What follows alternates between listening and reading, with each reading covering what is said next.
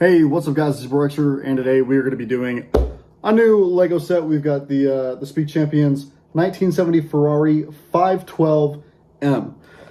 This is 291 pieces. It's a pretty nice looking Ferrari, although I don't really know too much about Ferraris. This one does look pretty cool though. And then we've also got these Aston Martins over here, which I picked up today. Altogether, this comes out to 592 pieces, but we're not doing this one today, so I'm not going to get too into this. I think while I'm unboxing this, I'm going to tell you guys about my experience buying these. It's not bad. It's just kind of all over the place. So this time around, when I got all of the different Lego cars, I wanted to split it up into 2 trips, so I could put it on 2 different paychecks. Yada yada yada. That doesn't really matter much. But both times I ended up having to go to 2 different Lego stores, which is not necessarily bad, as long as I, of course, have the time for it. Both today and the last time that I did this, I did have the time for it. I originally went to the Topanga Lego store location, which is in a mall, and they had almost nothing. They had like, I think 2 cars, or 1. I think they had 1 car. So I picked that up because I was like, well, if, I'm not able to get anything else, at least I have the 1. So then I called up the Glendale store, and they had everything except for like 1 other set, which was cool. They didn't have the Ferrari. So up to this point, I hadn't seen the Ferrari yet. So I was like, cool, I'll just, pick out whatever I want. So I did. And then, I got what I got, and you guys saw those videos. And by the way, I didn't do the F1 car on camera because that thing was frustrating. The stickers were annoying, the build process wasn't the best, and also, on top of that, I was missing one of my stickers. And in fact, I think I left the sticker set on the table. So these ones that say 1 on them, one of these was missing. So the spoiler on the F1 car is missing a sticker. And then this time when I went out to go get, more of the sets, I went to Glendale first, since Glendale was the one that had the most product last time. And they were out of pretty much everything except for the Ferrari. The only one that they had was the Ferrari. So while I was, checking out, she was like, do you want me to call the Glendale store, the Topanga store, and see if they have it? And I was like, yeah, please.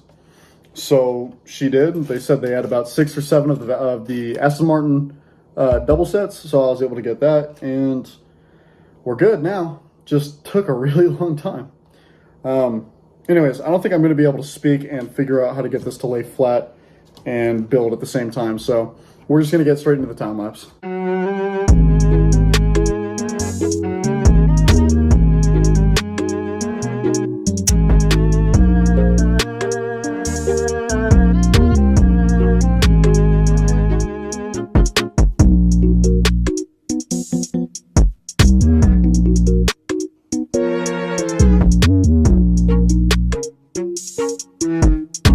Alright guys, we are now at the halfway point, and as you can kind of see, this is the first of the new cars that I've seen kind of stray away from the tradition of doing the back half and then completing the second bag on the front half. I mean, don't get me wrong, a lot more of the back is completed than the front, but there's definitely going to be more added to the back. We can see that we've got the rear lights, we've got the exhaust, we have the seat for the driver, including the HUD and the steering wheel. There's a lot on that front half that is still not done at all, but a lot of these angled parts were done really cool. I like that they've been doing 6 wide cars. As is me in the editing phase, you could say post. I've been saying 6 wide this entire time. I've been meaning to say 8 wide, and I don't correct myself in the entire video, so that's just what I meant. Okay. You can tell that because of that 6 wide build strategy, they're able to fit a lot more in there and just create all these cool angles. And like this front half is sitting at an angle, I can kind of move it around, but you can see it's supposed to sit on this bar that I'm assuming the bumper is most likely going to connect to. And then over here with these pieces right here, they're also at an angle. I don't know if I'm going to be able to, yeah, see, I can lift them up like that, but of course that's not how they're meant to be. They're supposed to be angled like that. So pretty cool so far. I really do like this car. If you guys saw my Speed Champions collection, you could kind of tell that I wasn't that big of a fan of Ferrari. It's not that I dislike them, but I've not seen anything that has really wowed me yet. This may be my favorite Ferrari so far. I'm going to try not to do this as much as I possibly can because that really annoys me when I go back in editing. But yeah, This is a really, really cool car. I think the only other car that I have that's a Ferrari that is in the 6-wide build is I think it's the F8 Tributo. I think that's what it's called. I can't quite remember. I could be wrong about that. I'm excited to see how the front bumper is going to connect, if it's going to hook onto this bar like I think, or maybe it's going to have something to do with this angled bit right here. You can kind of see this is probably where oh, I know what this is. They're not spoilers. They're like wing flaps. But overall, really cool. I really do like this car. And the nice thing is that I've already gone through a little under half of the stickers, so I still have over half to do, but there wasn't that many stickers to begin with. There's only 15 on this, and I've done 7, so that's perfectly under half. That being said, let's go ahead and get into the next time lapse.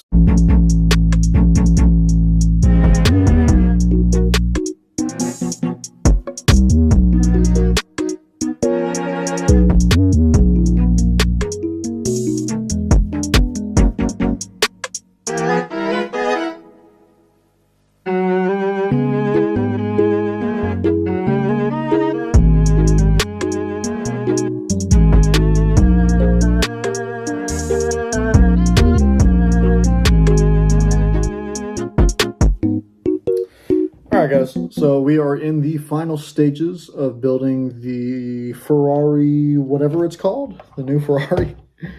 Sorry, I'm not very good with the names of these, but I noticed that the wheels went back to the old traditional ones, which is kind of weird. They don't give you any rims, but that's fine because it's just an extra step that honestly nobody would really want to do anyways. This is the only car that I've seen out of the 5 sets that came out that have the old tires. Now, I do still have the Aston Martins to do, so maybe they'll surprise me with, you know, the same exact thing. 1, 2, 3, and 4. There we go. I like it a lot. So, I know before I had talked about being like at the, you know, halfway point of the stickers. Don't get me wrong, I'm still on fuck sticker gang, but if every set came with this amount of stickers, I wouldn't complain about it anywhere near the amount that I currently do. I still feel like a lot of these stickers could just be printed pieces, but there's not enough stickers on this for me to really care. And if you look at these sides, like the number 4 is a sticker, the white that completes the circle is a sticker, and this little bullet looking thing is also a sticker. You can see this came out really well. Same for this side. And then the Ferrari logo with the number 4, that's a sticker, and all these up here are also stickers, and all together it only comes out to 15 stickers, spread out pretty well. The build process for the front was awesome. I really loved this. This was really cool. The build process for the side panels was also amazing.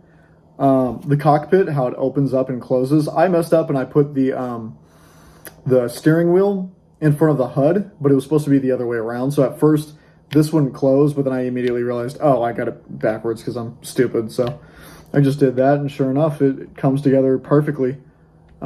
This is actually probably my favorite set that I've done from the current Speed Champions that, you know, came out recently, March 1st. And I really, really like it, which is also really surprising. If you guys have heard me say this before, with the last cars that came out, I can't remember what car it was, but anytime I was doing the double packs, I was surprised that the car that I expected to enjoy the most actually took second. I think with the 2 Corvettes, when it was the C8.R and the like 1968 Stingray, the Stingray was way better, but I was more excited for the C8.R. And with the Bronco and the Ford GT, I thought I would like the Bronco more. I still, as a piece, the way it looks, it's my favorite, but the build process between the Bronco and the Ford GT, the Ford GT took the cake. I get these, I build them, it takes like an hour, and then they sit on a shelf for the rest of their lives for me to look at them. So at the end of the day, what matters more is the way that they look, not the build process. But if the build process is fun, then it gives the car more points when I look at it, if that makes any sense. It's probably my favorite Ferrari that I have. The only Ferraris that I'm missing, I think, and this is a big I think because I'm not sure, are the FXXK and the LaFerrari.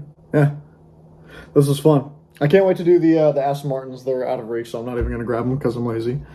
If you guys did enjoy, make sure you like, comment, and subscribe.